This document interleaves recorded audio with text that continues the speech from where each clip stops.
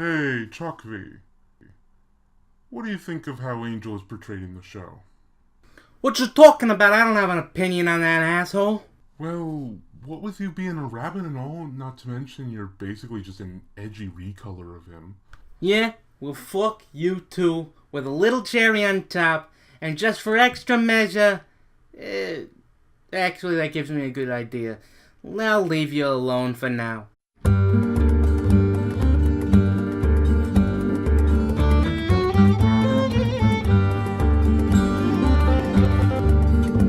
To be honest, this has been in the back of my mind for months, ever since I restarted my channel. And I think I finally have an interesting take on the matter. Is Angel Bunny intelligent?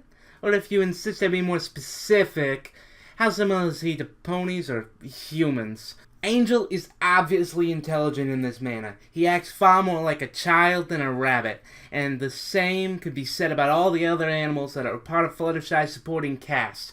However, we've also seen far less intelligent, or at least less pony-like animals in Fluttershy's care, as well as Dr. Fauna now.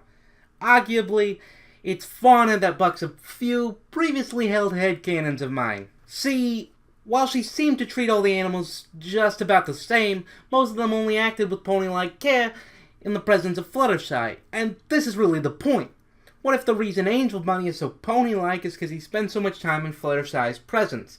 The other animals that Fluttershy spends time with seem to be more capable of independent action. Simply enough, this could be a case of Fluttershy's natural magic.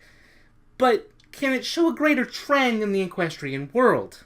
One of the greatest disruptions to my ideas of what could and couldn't be sentient is the fact that in the show there have only been mindless animals used as pets. But in the comics they've been shown to be an independent kingdom, which to me appears to emulate Oregon and Washington, but we can get on that on another video.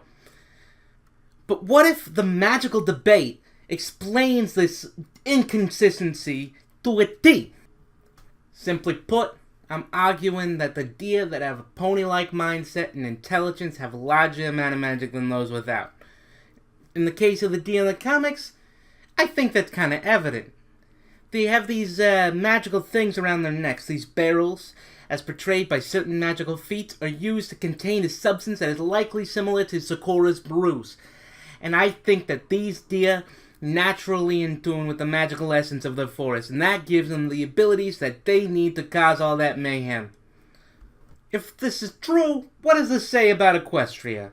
Well, for me it expands the types of characters you can have to basically an infinite amount, despite whether or not they've been shown to be pony-like in the show. However, personally I think there should be a conceit for why your character is more intelligent than others of your species. Personally, this is why I've written my backstory to include a reason for me to be enchanted, a reason for me to speak the pony tongue. Simply put, that's how Equestria works.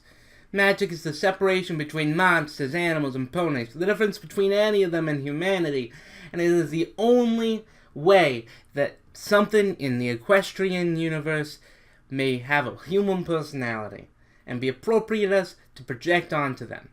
Thank you, and good night.